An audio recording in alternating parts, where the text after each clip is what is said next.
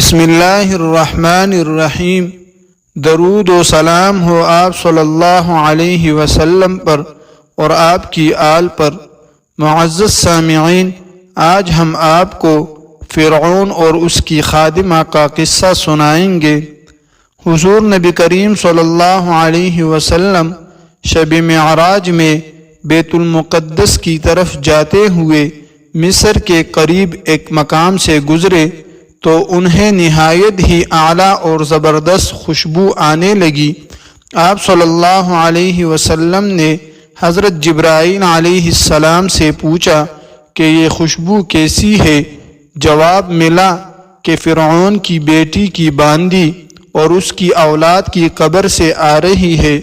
پھر حضرت جبرائیل علیہ السلام نے اس کا قصہ بیان کیا کہ فرعون کی بیٹی کی خادمہ تھی اور وہ خفیہ طور پر اسلام لا چکی تھی۔ ایک دن فرعون کی لڑکی کو کنگھی کرتے ہوئے اس کے ہاتھ سے اتفاقاً کنگھی گر پڑی۔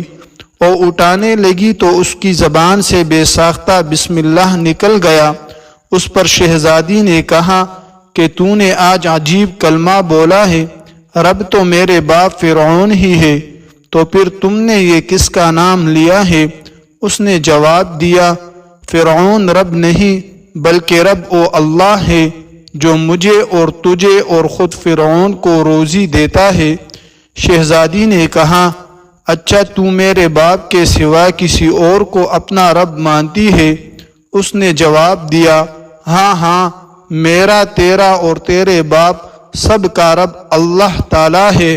شہزادی نے اپنے باپ سے کہا، وہ سخت غضبناک ہوا اور اسی وقت اسے برسر دربار بلوا بھیجا اور کہا، کیا تو میرے سوا کسی اور کو اپنا رب مانتی ہے؟ اس نے کہا کہ میرا اور تیرا رب اللہ تعالی ہی ہے جو بلندیوں اور بزرگی والا ہے۔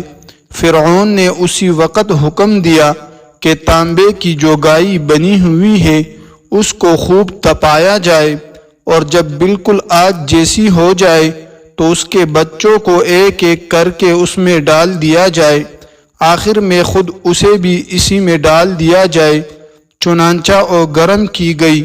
جب آگ جیسی ہو گئی تو حکم دیا کہ اس کے بچے کو ایک ایک کر کے اس میں ڈالنا شروع کرو۔ اس نے کہا، بادشاہ ایک درخواست میری منظور کرو، وہ یہ کہ میری اور میرے ان بچوں کی ہڈیاں ایک ہی جگہ ڈال دینا۔ اس نے کہا، اچھا تیرے کچھ حقوق ہمارے ذمہ ہے اس لیے یہ منظور ہے۔ اس کی دونوں بچیاں اس کی آنکھوں کے سامنے اس میں ڈال دی گئی اور وہ فوراً جل کر راکھ ہو گئے۔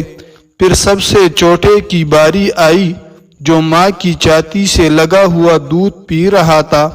فرعون کے سپاہیوں نے اسے گھسیٹا تو اس نیک بندی کی آنکھوں تلے اندھیرا چھا گیا۔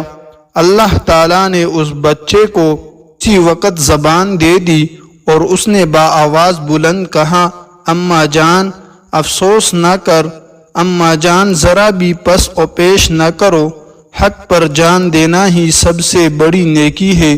چنانچہ انہیں صبر آ گیا، اس بچے کو بھی آگ میں ڈال دیا گیا اور آخر میں ان کی ماں کو بھی اسی آگ میں جلا کر مار دیا۔